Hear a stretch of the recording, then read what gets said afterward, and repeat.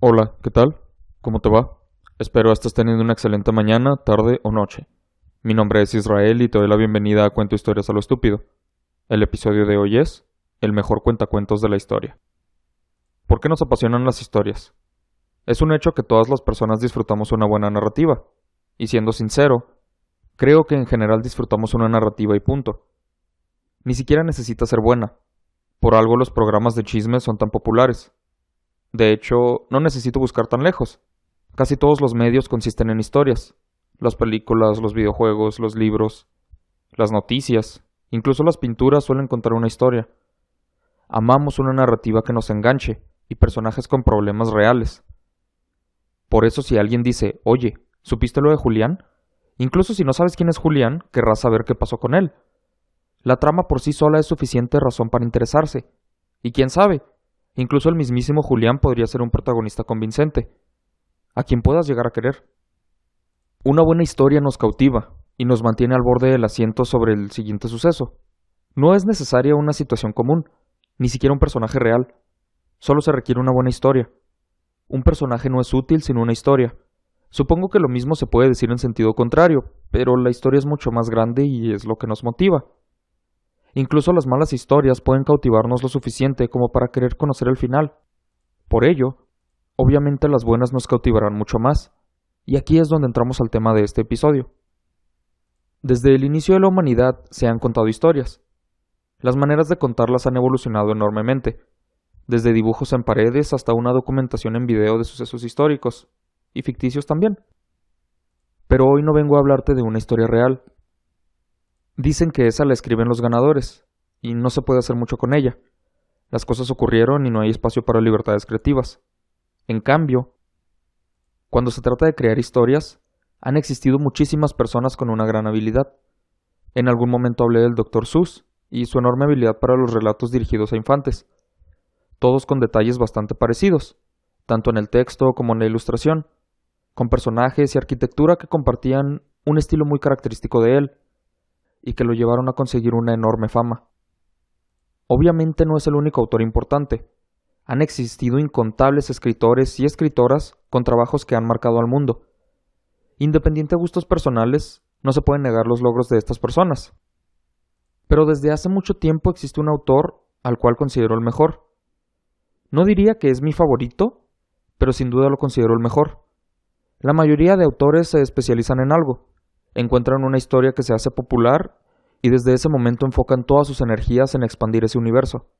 Pasó con Tolkien y la Tierra Media, con Martin y una canción de Hielo y Fuego, incluso con Rowling y Harry Potter. Sí, estas personas tienen textos fuera de esos universos, pero, sinceramente, ¿a cuánta gente le importa? Hay una razón por la cual se enfocaron en algo. Es su estilo y fue lo más exitoso que hicieron. Y eso está bien. Sin embargo, a veces hay personas capaces de hacer historias más variadas. En lugar de una saga que se expanda durante décadas. Historias individuales y todas con algún propósito. Y nada mejor para una historia con propósito que la literatura infantil. Y nadie mejor para esta literatura que el autor de tantas historias que marcaron mi infancia. Aunque conocí muchas de estas historias por medio del cine, quizá te pasará lo mismo, eventualmente aprendí que esas películas estaban inspiradas en literatura. No fue algo tan sorprendente, es común. Lo que realmente me sorprendió fue conocer que historias como Matilda, Las Brujas, James y el Durazno Gigante, entre muchas otras, no solo estaban inspiradas en libros infantiles, sino que fueran escritos por una misma persona. Un hombre dedicado a entretener que, tras leer lo que creo es toda su obra, al menos la principal, y darme cuenta de que suele pasar desapercibido, aunque sus obras son extremadamente conocidas, considero el cuentacuentos más grande que haya existido jamás. Esta es la historia de Roald Dahl. Este episodio contendrá datos sobre la vida y obra del autor mencionado. No puedo contarte todos sus cuentos, entonces no te apures por destripes. Además, lo más probable es que ya conozcas muchas historias de él. Tan solo los que mencioné son extremadamente reconocidos, y no son los únicos. Roald Dahl es el tipo de autor que, al aprender sobre él, piensas, ¡ah, qué loco! También escribió eso, cada 5 minutos. Te hablaré principalmente sobre quién fue y mis razones para admirarlo tanto y considerarlo tan bueno. Claro que, si no conoces su obra, lo cual es poco probable, te recomiendo cuando menos ver alguna de las películas inspiradas en ella, pues son bastantes. En lo personal, mi favorita es James y el Durazno Gigante, probablemente por la nostalgia, pero igual vale la pena verla al menos una vez. De cualquier modo, conozcas ya a Dahl o esta sea la primera vez que escuchas sobre él, espero disfrutes este episodio y la historia de un hombre que, por muchas personas, es considerado el cuentacuentos más grande de la historia. El 23 de noviembre de 1990 falleció el autor Roald Dahl, uno de los autores de literatura infantil más grandes que ha existido. Nacido el 23 de septiembre de 1916 en Llandaff, Gales, de padre y madre noruegos, Harald Dahl y Sophie Magdalene Hesselberg. Él fue nombrado en honor a Roald Amundsen, el primer hombre en llegar al Polo Sur, apenas 4 años atrás. Cuando niño, solía viajar a Oslo a ver a sus abuelos, y a sus 4 años, su padre murió. Cerca de este tiempo murió también su hermana mayor, Astrid. Comenzó su educación básica en la Escuela Catedral de Llandaff, pero cuando el director lo castigó a golpes por ser bromista, su madre lo inscribió en San Pedro, un internado para reformarlo, como su esposo deseaba hacer desde un principio. Eventualmente se transfirió a Repton, una escuela privada con reputación de excelencia académica, donde una vez se invitó a los estudiantes a probar nuevas barras de chocolate, inspirando futuros trabajos. Estando en Repton, resentía las reglas de la escuela y ansiaba la aventura. A pesar de ser un estudiante bastante promedio, en ocasiones incluso malo, su madre se ofreció a pagar su inscripción en Oxford o Cambridge, llegado el momento, pero Dahl respondió una negativa, citada en su autobiografía Niño, Cuentos de la Infancia. No, gracias. Quiero ir directo de la escuela a trabajar para una compañía que me venderá a lugares lejanos y maravillosos, como África o China. Y justo eso hizo. Tras graduarse de Repton, en 1932, viajó a Canadá. Luego se fue de expedición a la isla de Terranova. Después, comenzó a trabajar en la compañía de petróleo Shell, en Tanzania, África, donde permaneció hasta 1939. Deseoso de mayores aventuras, en 1939 se enlistó en la Fuerza Aérea Real. Tras su entrenamiento en Nairobi, Kenia, se volvió un piloto en la Segunda Guerra Mundial.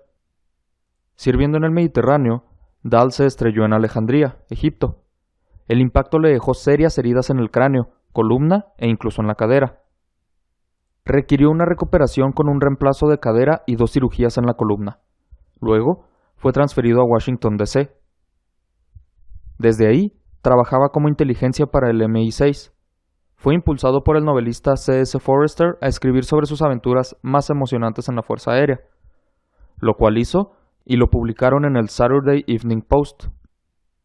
En 1943, Roald escribió su primer libro. Era para Walt Disney, pero fue un enorme fracaso. Quizá conozcas el nombre, Los Gremlins. Siguiendo el consejo de Forester, escribió una colección de historias llamada Hacia ti, 10 historias de voladores y volar. Cuentos militares que los críticos recibieron bien, pero las ventas no lo reflejaron. No fue hasta 1953 cuando alcanzó el punto de bestseller con Alguien como tú, una serie de historias macabras para adultos, seguida por Beso Beso, otra serie de historias, pero enfocada en relaciones románticas problemáticas. Pero Los Gremlins fue solo el comienzo. Su carrera de escritura consistió en muchos libros, 19 infantiles, en los cuales nos enfocaremos. Fueron sujetos de controversia, pues los padres y críticos sentían que las venganzas de los niños de sus libros en contra de los adultos eran demasiado duras. En cierto modo, los padres se veían amenazados por las historias de Dahl, pero él se defendió asegurando que los niños tienen un sentido del humor más crudo que los adultos, y solo intentaba apelar a sus lectores. En 1953, contrajo matrimonio con Patricia Neal, actriz americana con la cual tuvo 5 hijos. Se divorciaron 30 años después y se casó con Felicity Leakey Crossland, quien se encargó de avanzar el legado de Dahl, fundando la caridad para niños maravillosos Roald Dahl, así como el Centro de Historia y Museo Roald Dahl. En 1961, ayudó a inventar la válvula Waite-Dahl-Thiel, empujado por la necesidad de aliviar heridas sufridas por su hijo tras un accidente en Nueva York. Entonces, este vato fue inventor, piloto de guerra, espía y sepa cuánta cosa más. pero vamos a enfocarnos en su escritura. Desde 1943 comenzó su escritura, con Gremlins, seguido por Hacia ti, 3 años después. Luego, Algún tiempo nunca, en 1948. Alguien como tú, en 1953. Y, finalmente, Beso Beso, en 1960. Tras este último, comenzó a dedicarse a los libros infantiles principalmente, comenzando por James y el durazno gigante, en 1961. La historia para establecerse como escritor infantil fue la de un pequeño niño solitario viviendo con sus 2 tías malvadas, hasta que conoce al viejo saltamontes verde y sus amigos insectos en un durazno mágico gigante. El libro fue un éxito en críticas y en ventas enorme. Fue adaptado a la gran pantalla en la película homónima, dirigida por Henry Selick y producida por Tim Burton en 1996. Esta película fue mi introducción a Roald Dahl. Hasta donde recuerdo, no tenía idea del autor, pero amé esta película cuando niño y tiene un valor nostálgico muy grande para mí. Fue de mis primeras experiencias con la animación. Si has escuchado este podcast hace tiempo, sabrás que tengo un amor especial por la animación. Y no sé decir si todo comenzó con esta película, pero definitivamente fue una parte importante de ese amor.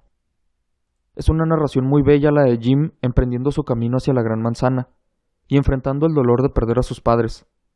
No voy a relatarte la historia completa de ninguno de los libros. Probablemente ya conoces esas historias. Pero quiero compartirte algunas citas de estos textos que demuestran por qué las historias de Dahl son tan importantes. Empezando por James, diciendo: bueno, quizá empezó así, como un sueño. Pero, ¿no comienza así todo? Esos edificios, estas luces, esta ciudad entera. Alguien tuvo que soñar con ello primero. Y quizá eso es justo lo que hice. Soñé con venir aquí y entonces lo hice. Esta cita, para mí, representa el mensaje más importante de James y el durazno gigante. Atrévete a soñar.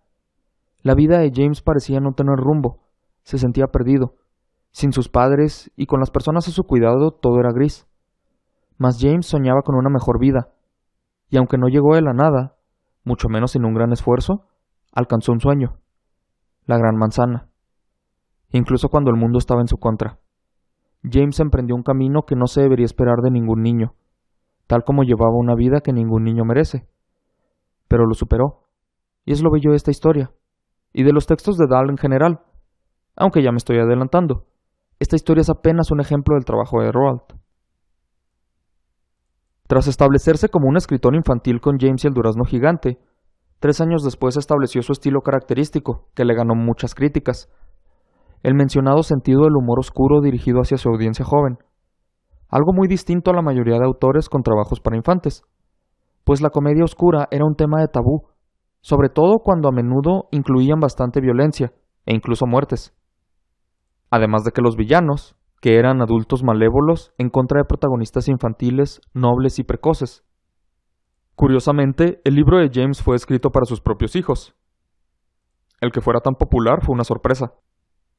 En 1964 publicó la que quizás sea su obra más famosa, Charlie y la fábrica de chocolates, inspirada en su viaje en Repton, que poco después se adaptó en el largometraje Willy Wonka y la fábrica de chocolates, de 1971, así como la película homónima al libro, de 2005.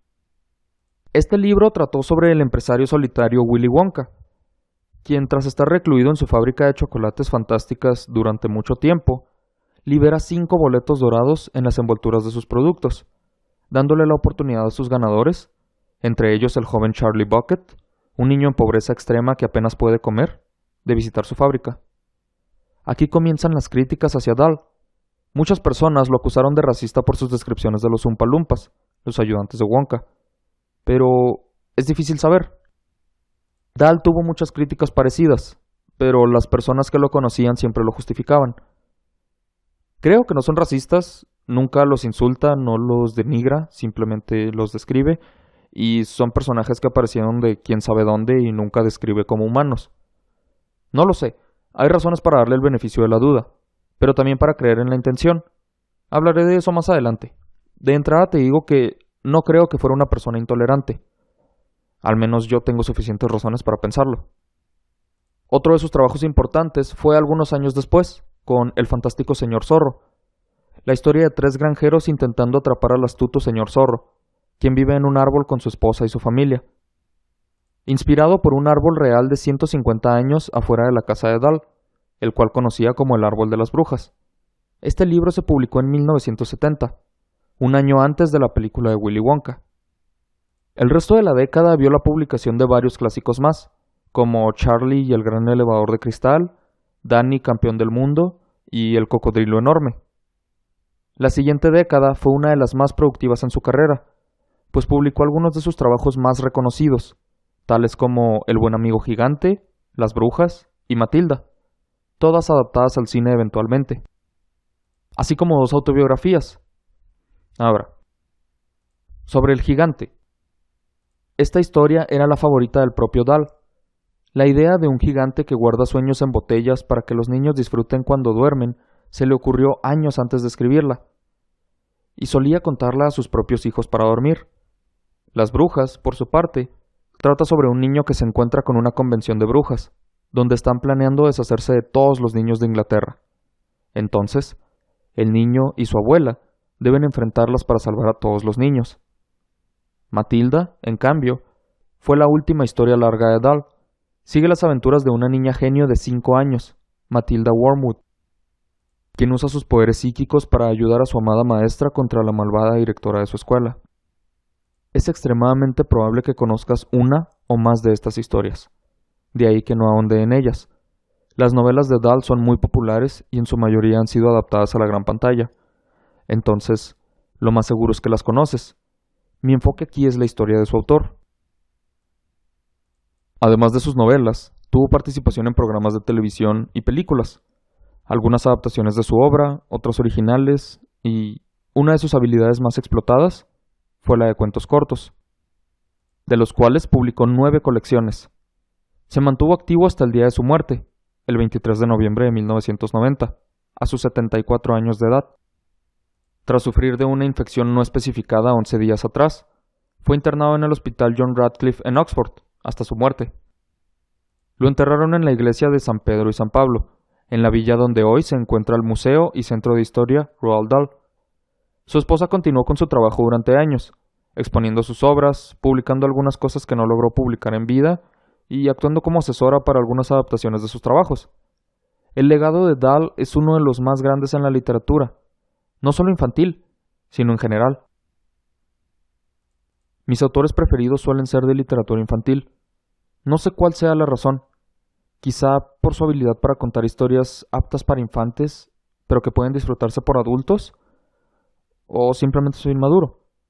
Cualquiera que sea la razón, la mayoría de mis autores preferidos escribieron literatura infantil, y en lo personal, creo que el mejor de todos fue Roald Dahl. Muchos de sus personajes y cuentos fueron acusados por una u otra razón. A Dahl se le tachó de toda clase de intolerante posible por sus críticos, de antisemita, de racista, de machista, y cuánto se te pueda ocurrir. Y es curioso porque él nunca lo negaba, ni lo aceptaba tampoco, solo hacía chistes al respecto. Las personas que lo negaban eran sus seres cercanos, personas de todo tipo del que fue acusado de odiar. Uno de los mayores ejemplos fue un gran amigo suyo, judío, que no tenía más que cosas buenas para decir de él, pero cuando se le preguntó sobre el supuesto antisemitismo de Dahl, comentó que, con todo, Roald solo buscaba reacciones de la gente. Le entretenía cómo reaccionaran las personas. No importaba qué opinión se formaran de él. No creo que promoviera el odio, pero quizás sí era su intención. Nadie puede saberlo, aunque creo que sus obras promueven más cosas buenas que malas. De hecho, no siento que promuevan cosas malas. Entonces, intento enfocarme en eso, pues sus historias dejaron grandes mensajes que te impactan sin importar tu edad, y lo hacen de manera positiva. Creo que uno de los mejores ejemplos es esta cita, extraída de Danny, campeón del mundo. Reza así: no voy a fingir que no estaba petrificado. Lo estaba. Pero mezclado con el terrible miedo, había un glorioso sentimiento de emoción. La mayoría de las cosas realmente emocionantes que hacemos en nuestras vidas nos asustan a morir. No serían emocionantes si no lo hicieran. Eso fue el grueso de su obra. No obstante, Me gustaría despedir este episodio con uno de sus cuentos, en los cuales era muy bueno. Un ejemplo de ello fue La Patrona, cuento que relaté en octubre como parte de Cuento Horror a lo Estúpido, pero me gustaría compartirte uno distinto, extraído de su colección Relatos de lo Inesperado, publicada en 1979. El cuento en cuestión es Nunc Dimittis, título nacido de la locución latina Nunc Dimittis servum tuum Domine, interpretado como Ahora Señor, puedes dejar que tu siervo se vaya, del Evangelio según San Lucas. Este cuento contiene uno de los giros más interesantes, aunque desapercibidos, no solo en la obra de Dahl, sino en cualquier cuento. Entonces, te lo relato. Es casi medianoche, y veo que si no empiezo a escribir esta historia ahora, nunca lo haré. Toda la tarde he estado aquí sentado, forzándome a mí mismo a empezar, pero cuanto más pensaba en ello, más avergonzado y disgustado me sentía por todo el asunto. Mi idea, y creo que era buena, era intentar descubrir, por un proceso de confesión y análisis, una razón, o por lo menos una justificación, a mi deshonroso comportamiento hacia Janet, de Pelagia. En esencia, lo que yo quería era dirigirme a un oyente imaginario y comprensivo, alguien afable y justo a quien pudiera decir sin avergonzarme todos los detalles de este desafortunado episodio. Espero que no me resulte demasiado difícil. Si he de ser franco conmigo mismo, supongo que debería admitir que lo más molesto no es el sentido de mi propia vergüenza, ni siquiera haber herido los sentimientos de la pobre Janet, sino la seguridad de que soy un loco y de que todos mis amigos, si todavía puedo llamar así a aquella gente tan agradable y cariñosa que venía tan a menudo a casa, me consideran un hombre vicioso y vengativo. Sí, eso hiere. Si les digo que mis amigos eran toda mi vida, entonces quizá empiecen a comprenderme. ¿Sí? Lo dudo. A menos que pierda unos instantes contándoles someramente la clase de persona que soy. Bueno, veamos. Ahora que lo pienso, supongo que yo pertenezco a un tipo raro pero muy definido. El clásico hombre de mediana edad. Rico, con cultura, adorado.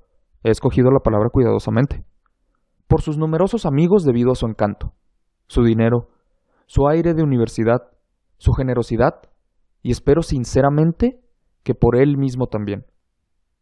Este tipo solo lo encontrarán en las grandes capitales, Londres, París, Nueva York, de eso estoy seguro. El dinero que tiene fue ganado por su difunto padre, cuyo recuerdo no estima demasiado. No es culpa suya, porque hay algo en su naturaleza que le atrae, secretamente, a despreciar a la gente que nunca ha tenido el ingenio de aprender la diferencia que existe entre Rockingham y Spout, Waterford y Venetian, Sheraton y Chippendale, Monet y Manet, y hasta Pomard y Montrachet. Es, por lo tanto, un connoisseur que posee, sobre todas las cosas, un gusto exquisito. Sus cuadros de Constable, Bonington, Lautrec, Villard, Matthew y Smith son tan maravillosos como puedan ser los de un museo. Precisamente por ser tan bellos y fabulosos, crean una atmósfera misteriosa alrededor de él en la casa. Algo que atormenta, que quita la respiración y aterroriza, sobre todo al pensar que tiene el poder y el derecho, si le apetece, de siar un puñetazo y hacer trizas un soberbio Denham, un Mont Saint-Victor, un Arleconfield o un retrato de Cézanne. De las paredes que cuelgan estos cuadros se desprende un brillo de esplendor, una sutil emanación de grandeza, en la cual él vive, se mueve y se manifiesta, con una despreocupación equilibrada y realmente encantadora. Invariablemente soltero, nunca parece verse complicado con las mujeres que le rodean y le aman tiernamente. Es posible, y esto seguramente no lo habrían notado ustedes, que exista una frustración, un descontento, un arrepentimiento en su interior, hasta un poco de aberración. No creo necesario decir nada más. He sido muy franco. Ustedes deben conocerme ya lo suficiente como para juzgarme. ¿Puedo esperarlo? Creo que sí. Lo comprenderán cuando oigan mi relato. Quizá decidan que mucha culpa de lo que sucedió no es mía, sino de una dama llamada Gladys Ponsonby. Después de todo, ella fue la que comenzó.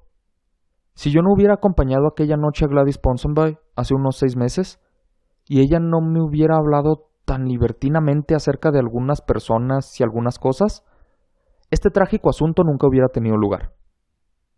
Si no recuerdo mal, fue en diciembre último. Había estado cenando con los Ashenden en su magnífica casa, que da a la parte sur de Regent's Park. Había bastante gente, pero aparte de mí mismo, Gladys Ponsonby era la única persona que había venido sola. Así que a la hora de marcharse, me ofrecí a dejarla sana y salva en su casa. Ella aceptó, y nos fuimos juntos en mi coche, pero, desgraciadamente, al llegar a su casa insistió en que entrara y que tomara una copa para el camino, como ella misma dijo. No quise parecer pedante, así que le dije al chofer que esperara y la llevé hasta su casa. Gladys Ponsonby es una persona extremadamente bajita, no más de 1,50 m de estatura o quizá un poco menos. Una de esas personas que, si se ponen a mi lado, me transmiten la algo cómica y vertiginosa sensación de verlas desde lo alto de una silla. Es viuda, un poco más joven que yo. Debe de tener unos 53 o 54 años. Es posible que hace 30 años fuera guapa, pero ahora su rostro está lleno de arrugas y no hay ningún rasgo que llame la atención. Los ojos, la nariz, la barbilla, la boca, están sepultados entre las arrugas de su pequeño rostro y no se distinguen fácilmente. Excepto, quizá, la boca, que me recuerda a un salmón. En la salita, al darme el coñac, me di cuenta de que su mano temblaba un poco. Está cansada, me dije a mí mismo, así que no debo quedarme mucho tiempo. Nos sentamos juntos en el sofá y durante algún tiempo estuvimos hablando sobre la fiesta de los Ashenden y la gente que había allí. Finalmente, me levanté para marcharme. «Siéntate, Lionel», dijo ella. «Toma otro coñac». «No, gracias, ya me marcho». «Siéntate y no seas pesado. Yo voy a tomar otro y lo menos que puedes hacer es hacerme compañía mientras bebo». Observé a esta pequeña mujer mientras iba hacia el bar, ligeramente vacilante y sosteniendo el vaso con ambas manos al frente, como si estuviera ofreciéndoselo a alguien. Al verla andar de esa forma, tan increíblemente pequeña y gruesa, me dio la ridícula sensación de que no tenía piernas por debajo de las rodillas. «Lionel, ¿de qué te ríes?» Se había vuelto a mirarme y al estanciar la bebida cayeron algunas gotas al suelo. «De nada, querida, nada en absoluto». «Bueno, pues deja de hacerlo, y dime qué te parece mi nuevo retrato». Me señaló un gran lienzo que estaba colgado encima de la chimenea y que yo había querido evitar mirar desde que entramos en la habitación. Era una cosa horrible, pintado, según mis conocimientos, por un hombre que estaba de moda en Londres, un pintor muy mediocre llamado John Royden. Era un cuadro de cuerpo entero de Gladys, Lady Ponsonby, pintado con una pericia especial que la hacía parecer alta y esbelta. «Encantador», dije. «¿Verdad que sí? Me alegro mucho de que te guste. Es precioso. Yo considero a John Royden un genio. ¿Tú no opinas así, Lionel?» «Bueno, eso es ir demasiado lejos». «¿Quieres decir que es un poco pronto para asegurarlo?» «Exactamente». «Escúchame, Lionel. Supongo que esto no te sorprenderá. John Royden está tan solicitado que no hace un solo retrato por menos de 1,000 guineas. John Royden está tan solicitado que no hace un solo retrato por menos de 1,000 guineas. ¿De veras? Oh, sí, y todo el mundo hace cola, así como suena. Hay que hacer cola para conseguir que te pinte. Muy interesante. Bien, ahora toma, por ejemplo, a ese Shazam, o como se llame. Estoy segura de que no ganó dinero en toda su vida. Nunca. ¿Y dices que era un genio? Pues, sí. Entonces Royden también lo es, dijo, sentándose otra vez en el sofá. El dinero lo prueba. Nos quedamos silenciosos mientras ella saboreaba su coñac. La mano le temblaba extraordinariamente y el vaso se movía cada vez que lo acercaba a sus labios. Sabía que yo la observaba y sin volver la cabeza me miró de reojo. «Te doy un penique por tus pensamientos. Si hay una frase en el mundo que no pueda soportar, es esta. Me da hasta dolor físico en el pecho y empiezo a toser. Vamos, Lionel, un penique por ellos». Moví la cabeza incapaz de contestar. De repente se volvió y puso el vaso en una mesita situada a su izquierda. La forma en que lo hizo pareció sugerir, no sé por qué, que se sentía desairada y que estaba limpiando la cubierta para lanzarse al abordaje. Aguardé desasosegado el movimiento siguiente. No había nada que decir. Me centré en mi puro con fruición, mirando intensamente las cenizas y lanzando el humo con lentitud hacia el techo. Ella no se movió. Estaba empezando a ver en aquella mujer algo que no me gustaba mucho. Algo que me impulsaba a levantarme rápidamente y marcharme. Al mirarme de nuevo, me sonrió tímidamente con sus ojos hundidos, pero la boca, oh, como la de un salmón, estaba completamente rígida. Lionel, creo que te voy a confesar un secreto. Oh, Gladys, lo siento, pero tengo que irme. No te asustes, Lionel. No voy a decirte nada que te afecte a ti. Pareces asustado. Yo no guardo muy bien los secretos. He estado pensando en que eres un gran experto en pintura y esto te interesará. Se sentó, quedándose completamente quieta, excepto los dedos que se movían todo el rato. Se retorcían perfectamente sobre sí mismos, como un grupo de blancas y pequeñas serpientes que jugueteaban en su regazo. ¿No quieres oír mi secreto, Lionel? No es eso, es que es un poco tarde. Es probablemente el secreto mejor guardado de Londres. Un secreto de mujer. Supongo que lo conocen aproximadamente, veamos, unas 30 o 40 mujeres solamente. Ni un hombre, excepto él, claro está, John Royden. No quería darle ánimos, así que no dije nada. En primer lugar, me tienes que prometer que no le dirás a nadie. ¡Dios mío! ¿Me lo prometes, Lionel? De acuerdo, lo prometo. Perfecto. Bueno, escucha. Se inclinó para alcanzar el vaso de coñac y se sentó en el otro extremo del sofá. Supongo que ya sabrás que John Royden solo pinta mujeres. No lo sabía. Y siempre son retratos incompletos, bien sea de pie o sentadas, como el mío. Míralo bien, Lionel. ¿Ves qué maravillosamente bien está pintado el vestido? Pues... ve allí y míralo bien, por favor. Me levanté sin muchas ganas y me dirigí hacia allí para examinar el retrato. Para mi sorpresa, me di cuenta de que había aplicado tanta pintura al vestido que éste, en realidad, sobresalía del cuadro. Era un truco, bastante efectivo, pero ni difícil de hacer ni demasiado original. ¿Ves?, dijo. La pintura del vestido es más gruesa, ¿verdad? Sí, tienes razón. Pero hay algo más que eso, Lionel. Creo que lo mejor será que te describa lo que pasó la primera vez que fui a posar. Oh, qué pesada es esta mujer. ¿Cómo me escaparé? Fue hace un año. Recuerdo lo ilusionada que yo estaba por ir al estudio de un gran pintor. Me puse un vestido que había comprado recientemente a Norman Hartnell y un sombrerito encarnado y me marché. El señor Royden me abrió la puerta y naturalmente enseguida quedé fascinada por él. Lucía una barba puntiaguda, llevaba puesta una chaqueta negra de terciopelo. El estudio era enorme, con sofás y sillas de terciopelo rojo. Le encanta el terciopelo, cortinas de terciopelo y hasta una alfombra de la misma tela en el suelo. Me senté, me dio una bebida y fue directo al grano. Me dijo que él pintaba de un modo diferente a los demás pintores. En su opinión, solo había una manera de alcanzar la perfección para pintar un cuerpo de mujer y no debía asombrarme de oír cuál era. No creo que me asombre, señor Royden, le dije. Estoy seguro de que no, contestó él. Tenía los dientes blancos y perfectos y brillaban cuando sonreía. Verá, es como sigue. Examine cualquier cuadro de mujer, no importa de quién. Verá que aunque el traje esté bien pintado, produce un efecto de artificialidad, de vulgaridad, como si el traje envolviera un pedazo de madera. ¿Sabe por qué?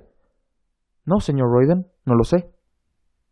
Porque los mismos pintores no sabían en realidad lo que había debajo. Gladys Ponsonby hizo una pausa para beber un sorbo de su vaso. Pareces muy asustado, Lionel. No hay nada de malo en esto. Cállate y déjame terminar.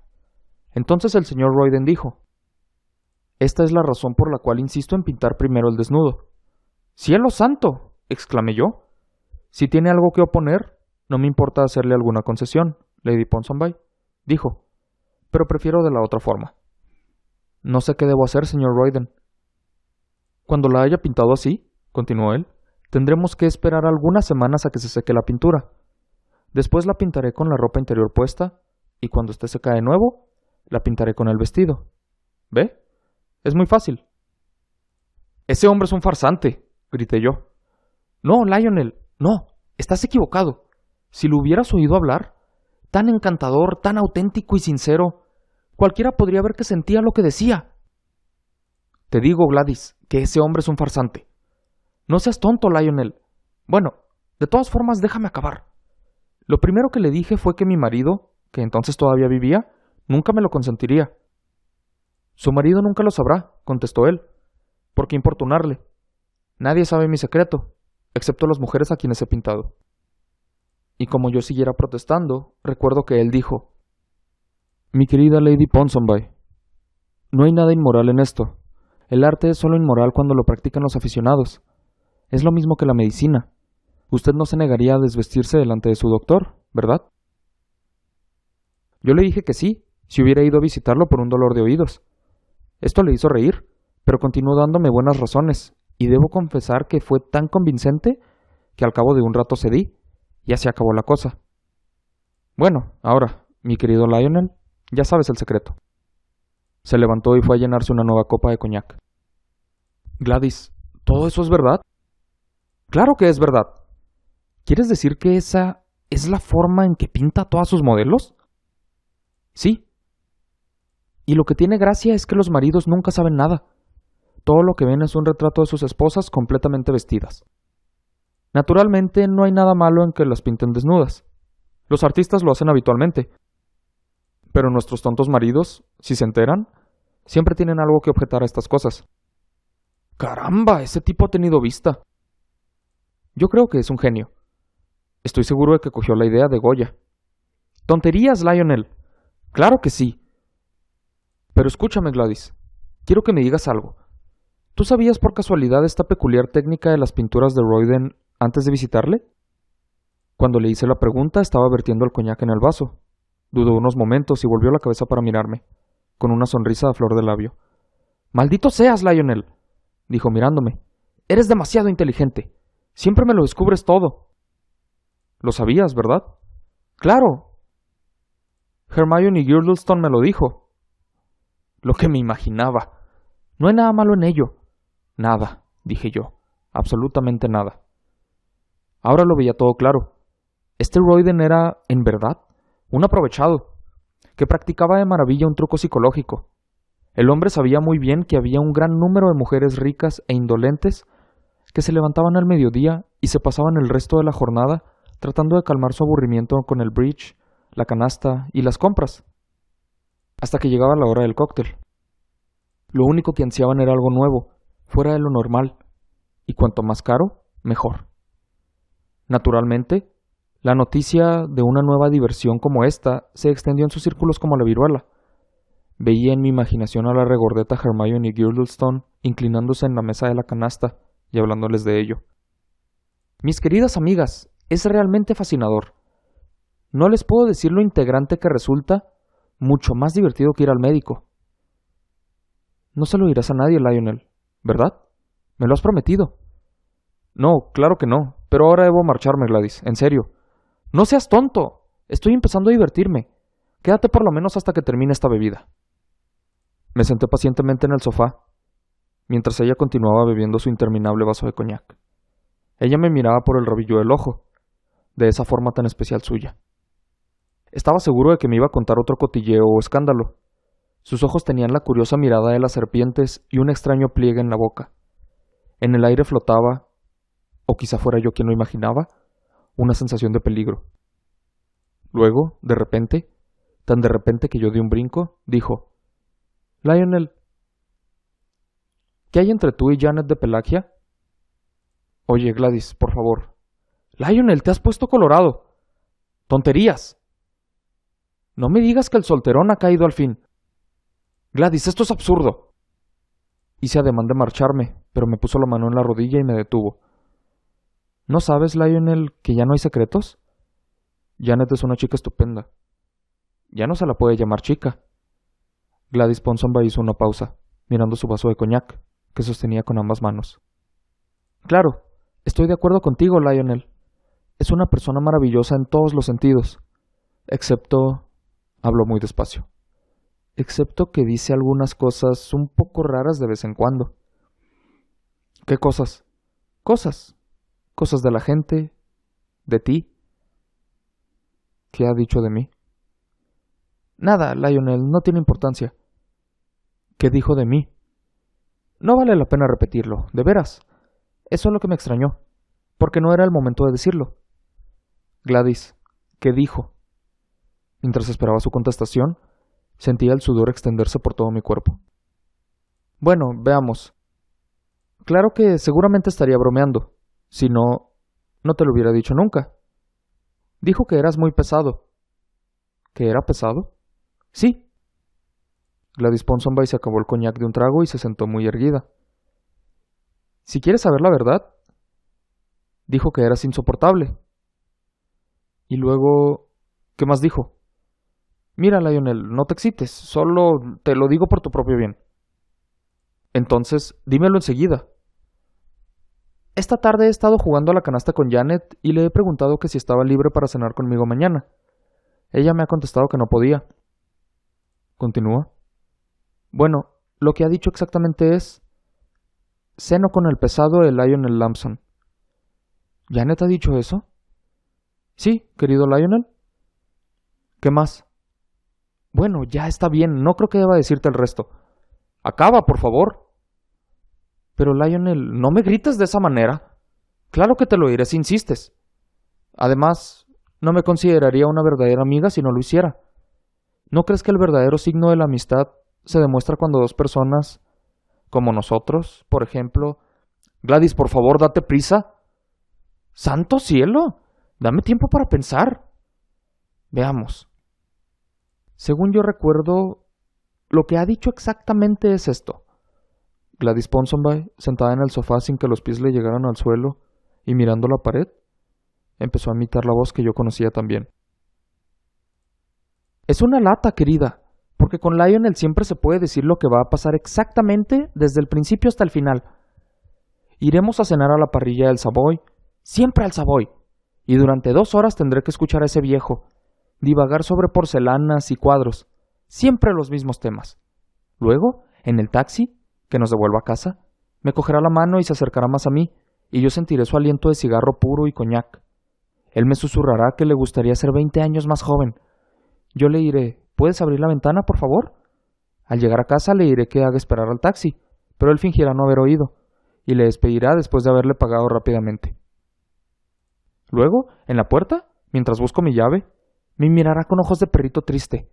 Yo meteré la llave lentamente en la puerta, luego le daré la vuelta, y entonces, muy aprisa, antes de que tenga tiempo de moverse, le diré buenas noches. Me meteré dentro y cerraré la puerta detrás de mí. Pero, Lionel, ¿qué te pasa? Pareces enfermo. Después de esto, gracias a Dios, debí de sufrir una suerte de desmayo.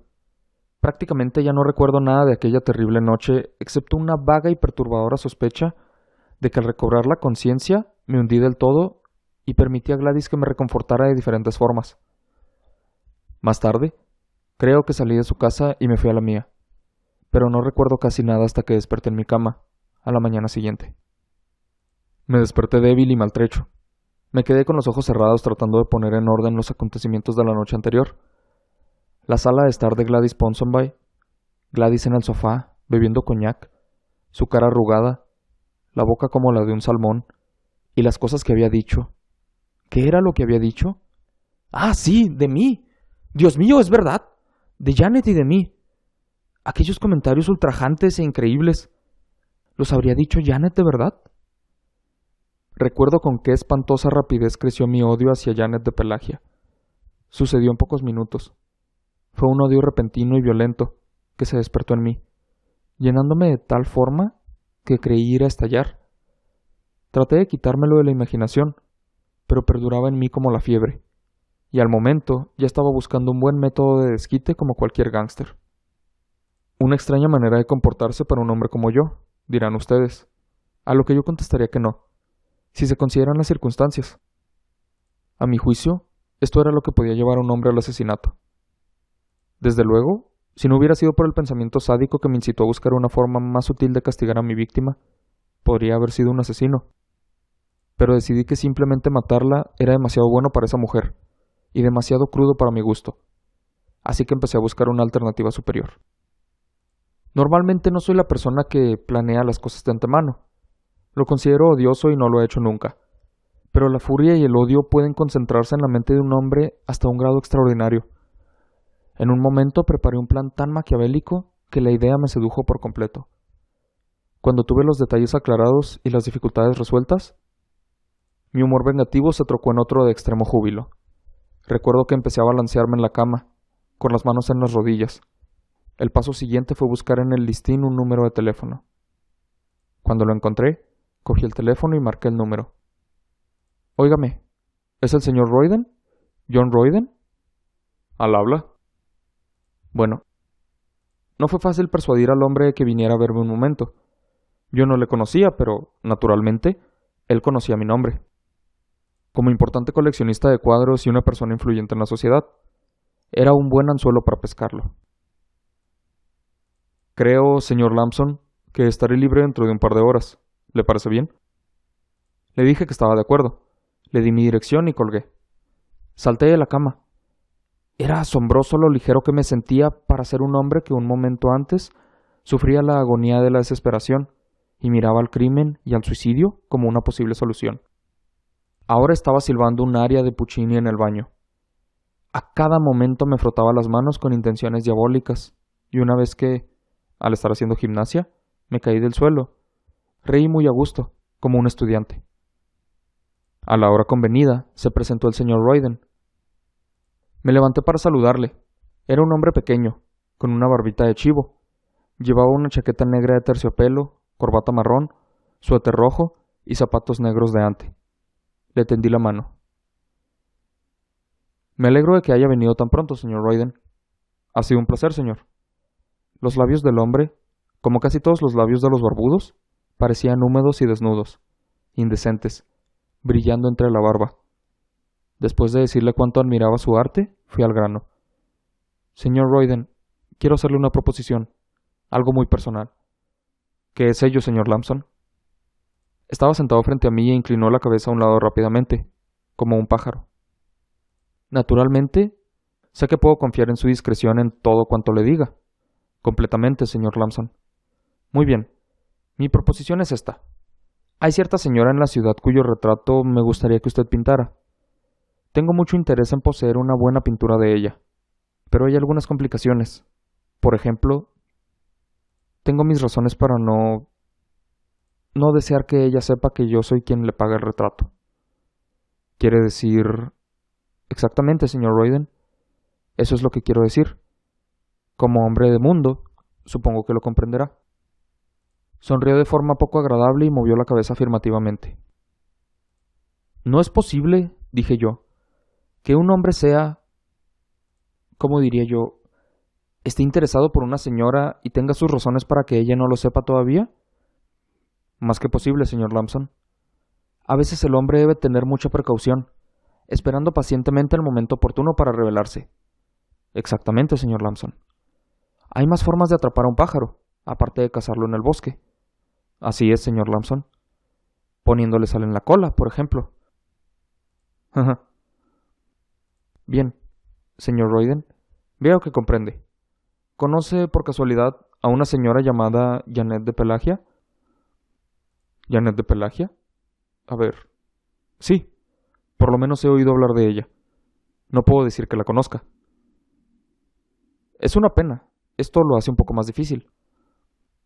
¿Cree usted que podría intentar conocerla quizá en una fiesta o algo así? No es difícil, señor Lampson. Estupendo. Porque lo que yo sugiero es que llegue hasta ella y le diga que es el modelo que ha estado buscando durante años. La cara, la figura, los ojos, todo. Usted sabe cómo se hacen esas cosas. Luego pregúntele si le gustaría posar para usted, sin pagar nada. Dígale que le gustaría hacer un cuadro suyo para la exposición de la Academia del próximo año. Estoy seguro de que estará encantada de poderle ayudar, y también muy halagada. Usted la pintará. Después exhibirá el cuadro en la exposición.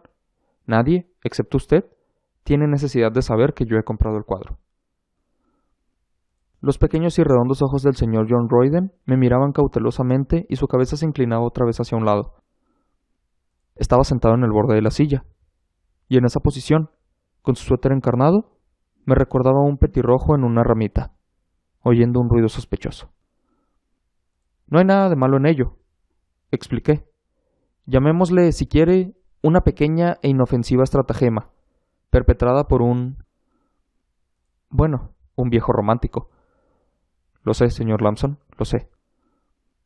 Parecía dudar un poco todavía, así que yo añadí: estoy dispuesto a pagarle el doble de lo normal. Esto le convenció.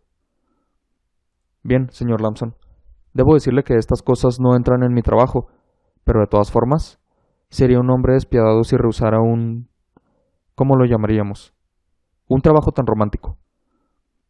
Quiero un retrato de cuerpo entero, por favor, señor Royden. Un gran lienzo. Veamos, 2 veces el tamaño de aquel mané que está colgado en la pared. ¿1,50 por 1,75? Sí, y quiero que esté de pie, en su actitud más esbelta. Comprendo, señor Lamson. Será para mí un placer pintar a una señora tan encantadora. Espero que sí, me dije a mí mismo. Luego añadí en voz alta: lo dejo todo en sus manos. Y por favor, no olvide que es un secreto entre nosotros dos. Cuando se marchó, intenté sentarme y respirar profundamente 20 veces. Tenía ganas de saltar y gritar de alegría como un idiota. Nunca me había sentido tan excitado. Mi plan marchaba. Lo más difícil ya había pasado. Ahora tenía que esperar mucho tiempo. Por su modo de pintar, me imaginaba que tardaría varios meses en acabar el cuadro. Tendría que ser paciente. Entonces decidí que lo mejor sería marcharme al extranjero mientras tanto. A la mañana siguiente, después de mandar una nota a Janet, con quien tenía una cita aquella noche, me fui a Italia. Allí lo pasé muy bien, como siempre, aunque mi excitación iba en aumento, esperando el gran momento. Volví 4 meses más tarde, en julio, el día siguiente de la apertura de la Real Academia, y vi que mi plan se había realizado en mi ausencia. El cuadro de Janet de Pelagia figuraba en la exposición, y obtuvo los comentarios más favorables de crítica y público. Yo me abstuve de verlo, pero Royden me dijo por teléfono que ya había habido varias personas que habían querido comprarlo, aunque se les dijo que no estaba a la venta.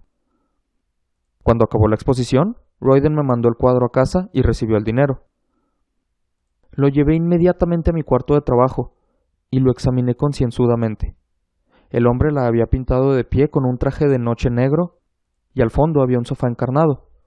Su mano izquierda descansaba en el respaldo de una pesada silla, también roja, y una gran lámpara de cristal colgaba del techo. Dios mío, pensé, qué cosa tan horrible. El retrato no estaba mal del todo. Había captado la expresión de la mujer, la cabeza un poco inclinada, la boca con una ligera sonrisa en la comisura de los labios. Naturalmente, la había mejorado. No había una sola arruga en su rostro, ni un gramo de grasa bajo su barbilla. Me incliné más para examinar su vestido. Sí, ahí la pintura era más gruesa, mucho más.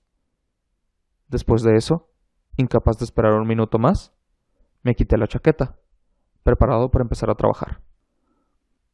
Quiero mencionar aquí que soy un experto en restaurar pinturas. La restauración es, en sí misma, un proceso simple, siempre que se tenga cuidado y paciencia. Los profesionales que hacen un secreto de su negocio y obligan a pagar precios desorbitantes no tienen nada que ganar conmigo. En lo que a pintura se refiere, siempre hago el trabajo yo mismo. Saqué la trementina y añadí unas gotas de alcohol. Luego puse un poco de algodón en rama, lo estrujé y muy suavemente, con movimientos circulares, empecé a pasarlo por la negra pintura del vestido. Deseé ardientemente que Royden hubiera esperado a que se secara cada una de las pinturas antes de poner las otras encima. Si no, las dos pinturas se mezclarían, y lo que tenía en mi mente sería imposible. Pronto lo sabría. Estaba trabajando en una parte del vestido negro, correspondiente al estómago de la señora, y tomé mucho tiempo para igualar mi mezcla, añadiendo 1 o 2 gotas de alcohol y volviendo a probar, hasta que finalmente fue lo suficientemente fuerte para hacer saltar el pigmento. Durante casi 1 hora trabajé en ese pequeño recuadro negro, yendo cada vez más despacio, según iba saltando la pintura. Luego apareció un trocito de rosa, que se fue extendiendo hasta que todo el recuadro fue de color rosa. Rápidamente lo neutralicé con trementina pura. Hasta ahora todo iba bien. Estaba seguro de que se podía quitar la pintura negra sin estropear la que había debajo. Si tenía paciencia y pericia, lo llegaría a quitar todo. También había descubierto la mezcla que se tenía que usar y hasta qué extremo podía frotar la pintura. Ahora todo iría mucho más rápido. Debo decir que resultaba una cosa muy divertida. Primero trabajé a partir de la pintura hacia abajo y cuando borré el vuelo inferior del vestido, poco a poco, con el algodón, una extraña prenda rosa salió a relucir. No tenía ni idea de cómo se llamaba, pero era un aparato enorme, hecho de algo que parecía material elástico, y su fin era, aparentemente, contener y comprimir las grasas de la mujer para corregirle la figura, para dar una falsa impresión de delgadez. Al ir bajando, llegué a un raro grupo de sujetadores, también de color rosa, que estaban unidos al armazón elástico, y que caían unos 10 o 12 centímetros, para engancharse a las medias. Todo este conjunto me pareció una cosa fantástica. Di un paso atrás para verlo mejor. Me dio la impresión de haber sido burlado, porque ¿no había estado yo admirando durante los últimos meses la figura de sílfide de esta señora? Me había engañado. De eso no había duda. Pero, ¿habrá más mujeres que causen la misma decepción? Pensé yo. Sabía, desde luego, que en los tiempos de las fajas y corsés era corriente que las mujeres se apretaran tanto. Sin embargo, por alguna razón, tenía la impresión de que hoy en día lo único que tenían que hacer era dieta. Cuando terminé la parte inferior del vestido, inmediatamente me dediqué a la parte superior, empezando desde la cintura de la señora hacia arriba. En la cintura había una porción de carne desnuda. Luego, bajo el pecho y rodeándolo, llegué a una prenda hecha de una gruesa tela negra, bordeada de encaje. Esto era el sostén, lo sabía bien, otro formidable arreglo de tirantes negros hábil y científicamente colocados, como los cables que sostienen un puente colgante. Dios mío, nunca se sabe todo, pensé. Por fin el trabajo quedó terminado. Di un paso atrás para echar una mirada al cuadro. Realmente era una vista hermosa. Esa mujer, Janet de Pelagia, casi de tamaño natural, en ropa interior, parecía estar en un salón, con una lámpara encima de su cabeza y una silla a su lado. Ella misma, y esto para mí era lo más horrible, parecía despreocupada, con sus grandes y plácidos ojos azules y sonriendo ligeramente con su preciosa boca. También noté con disgusto que tenía las piernas muy torcidas, como un caballo. Se lo digo francamente. Todo esto empezó a intranquilizarme. Sentí como si no tuviera derecho a estar en la habitación, y desde luego mucho menos a mirar el cuadro. Salí y cerré la puerta detrás de mí, pues me pareció que era lo más decente que podía hacer. Ahora, el paso decisivo. No piensen que porque no lo haya mencionado desde hace tiempo, se había apagado mi sed de venganza durante los últimos meses. Por el contrario, había crecido. Estaba impaciente por saber lo que iba a pasar después de haber organizado toda mi trama. Aquella noche, por ejemplo, ni siquiera me fui a la cama, tan nervioso me encontraba. No podía esperar a mandar las invitaciones. Estuve toda la noche preparándolas y poniendo las direcciones en los sobres. Había 22 en total, y yo quería que cada una de ellas fuera una nota personal. Doy una pequeña cena el viernes por la noche, día 22, a las 8. Espero venga. Tengo muchas ganas de verle de nuevo. La primera, y en la que más cuidé mis frases, fue para Janet de Pelagia. En ella le decía que había sentido no verla en tanto tiempo. Había estado en el extranjero. Ya era hora de que nos reuniéramos otra vez, etcétera, etcétera. La siguiente fue para Gladys Ponsonby. Luego, a Hermione Girdlestone. Otra a la princesa Viceno, la señora Cuthbert, Sir Hubert Cowell, la señora Galvali, Peter Ewan Thomas, James Pisker, Sir Eustace P. Grom, Peter Van Santen, Elizabeth Moynihan, Lord Mulherrin, Bertrand Sturt, Philip Cornelius, Jack Hill, Lady Ademan, la señora Isley, Humphrey King Howard, Johnny O'Coffey, la señora Ubery y la condesa de Waxworth. Era una lista cuidadosamente seleccionada, que contenía a los hombres más distinguidos y las mujeres de más influencia y brillantez de la mejor sociedad. Me daba cuenta de que una cena en mi casa era considerada como una ocasión excepcional. A todo el mundo le gustaba venir. Ahora, mientras iba escribiendo las invitaciones, me imaginaba el placer de las señoras, teléfono en mano, la mañana que recibieran la invitación. Voces chillonas hablando con voces más chillonas todavía. Lionel da una fiesta. ¿A ti también te ha invitado? Querida, qué ilusión. La comida es siempre estupenda. Y él es un hombre tan encantador, ¿verdad? Aunque, sí. ¿Sería esto lo que dirían? De repente se me ocurrió que no sería de esta forma. Quizá de esta otra. Estoy de acuerdo, querida, pero ¿no crees que es un poco pesado? ¿Qué decías? ¿Aburrido? Terriblemente, querida. Has dado en el clavo. ¿Oíste lo que dijo Janet de Pelagia de él? Sí, creo que lo oíste. Gracioso, ¿verdad? Pobre Janet. No comprendo cómo lo ha aguantado tanto tiempo. Mandé las invitaciones y al cabo de 2 días, con excepción de la señora Cuthbert y Sir Hubert Cowle, que estaban fuera, todos habían aceptado venir. A las 8:30 de la noche del 22, el salón estaba lleno de gente. Estaban repartidos por la sala, admirando los cuadros, bebiendo martinis, hablando en voz alta. Las damas olían a perfume, los hombres cuidadosamente vestidos de etiqueta. Janet de Pelagia llevaba el mismo vestido negro del retrato, y cada vez que la miraba, una visión me venía a la mente, y la veía en ropa interior con el sostén negro, la faja elástica roja, las ligas y las piernas torcidas. Me moví de un grupo a otro, hablando amigablemente con todos. Detrás de mí oía a la señora Galvali contando a Sir Eustace Pigrum y a James Pisker que el hombre que estaba sentado en la mesa de al lado, en el Claridge, la noche anterior, tenía pintura de labios en su bigote blanco. Lo tenía completamente pegado, decía, y tendría unos 90 años.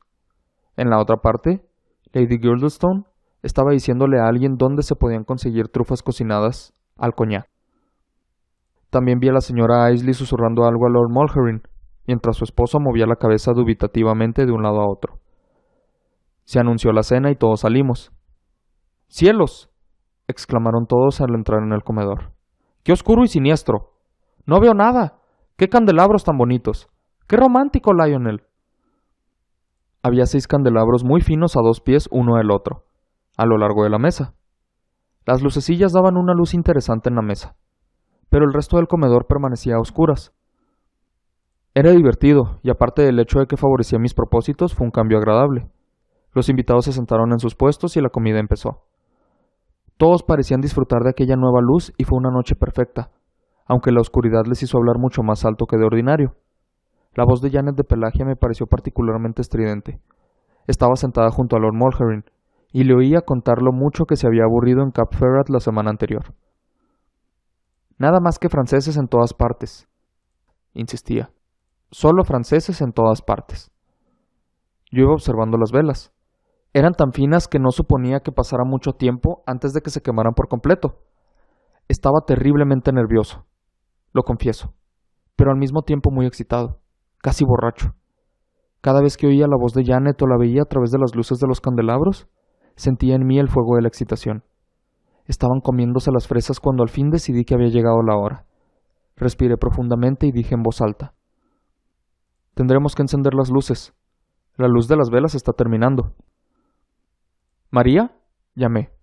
«¿Quiere encender las luces, por favor?». Tras mis palabras se hizo un momento de silencio. Oí a la doncella ir hacia la puerta. El sonido del interruptor al dar la luz, y la habitación dejó de estar en tinieblas.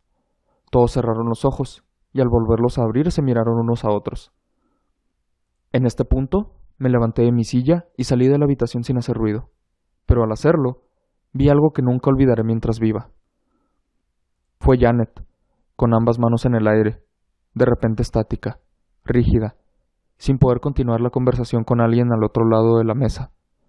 Sorprendida, abrió un poco la boca, con la expresión de la persona a quien acaban de dispararle un tiro en el corazón.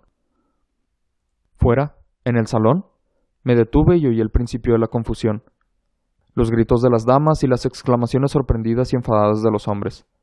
Pronto hubo un gran jaleo. Todo el mundo hablaba y gritaba al mismo tiempo. Luego, y este fue el mejor momento para mí, oí la voz de Lord Mulherring gritando por encima de todos. «¡Vengan aquí enseguida con un vaso de agua, por favor!». Ya en la calle, el chofer me ayudó a subir al coche, y pronto estuvimos fuera de Londres, por Great North Road, hacia mi otra casa, que estaba a 150 kilómetros de la ciudad. Durante los días siguientes me estuve regocijando de mi hazaña. Estaba como en un sueño de éxtasis, medio ahogado en mi propia complacencia, y con un placer tan grande que continuamente notaba pinchazos en la parte baja de mis piernas.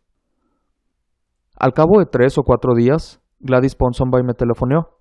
Fue entonces cuando desperté de mi sueño y me di cuenta de que no era un héroe, sino un fracasado.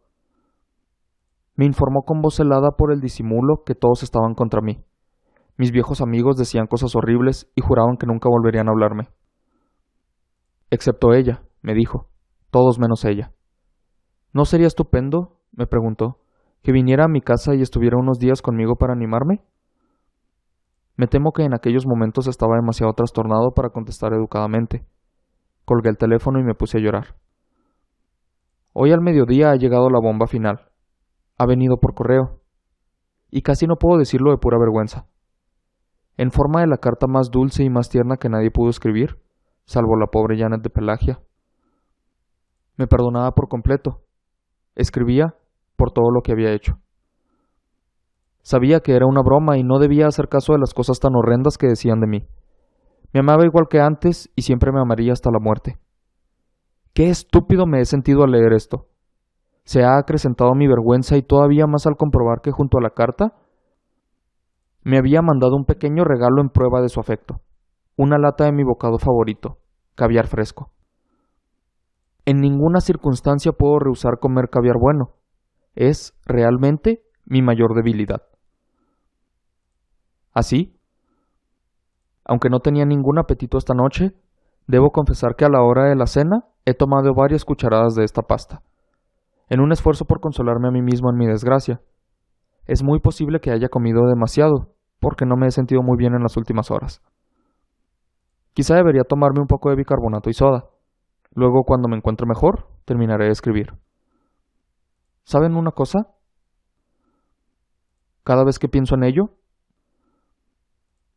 me pongo enfermo. Así es como llegamos al final del mejor cuentacuentos de la historia. Roald Dahl no es mi escritor favorito, pero eso no significa que no sea bueno, o que no pueda reconocer su habilidad. Han existido incontables escritores y escritoras a lo largo de la historia, extremadamente capaces de atraparte con una narrativa, fantástica, realista, biográfica y demás géneros. Pero creo que nadie ha podido igualar la habilidad de Dahl. No necesita ser mi escritor favorito para admitir, al menos en lo personal, que ha sido el mejor cuentacuentos que este mundo ha visto. Desde unos seres tiernos que se convierten en monstruos horripilantes hasta una niña capaz de mover cosas con la mente. La versatilidad de Roald para crear historias es una que no he logrado apreciar en nadie más y respeto eso. Él dejó su marca en este mundo como pocos han logrado mientras motivaba a la gente a hacer lo mismo, en lugar de verse a sí mismo como alguien superior. En palabras de Dahl, extraído de una de sus historias más importantes para mi infancia, en alguna parte, dentro de todos nosotros, existe el poder de cambiar el mundo. Te invito a seguirme en mis redes sociales como @chalepodcast si quieres estar al tanto de los siguientes episodios y de más información respecto al podcast. Te recuerdo que una semana antes del estreno de cada episodio publico una pista sobre la próxima historia junto a la fecha de su estreno. Mi nombre es Israel y esto fue Cuento Historias a lo Estúpido. La historia de Roald Dahl. Espero la hayas disfrutado. Gracias por escucharme y hasta la próxima.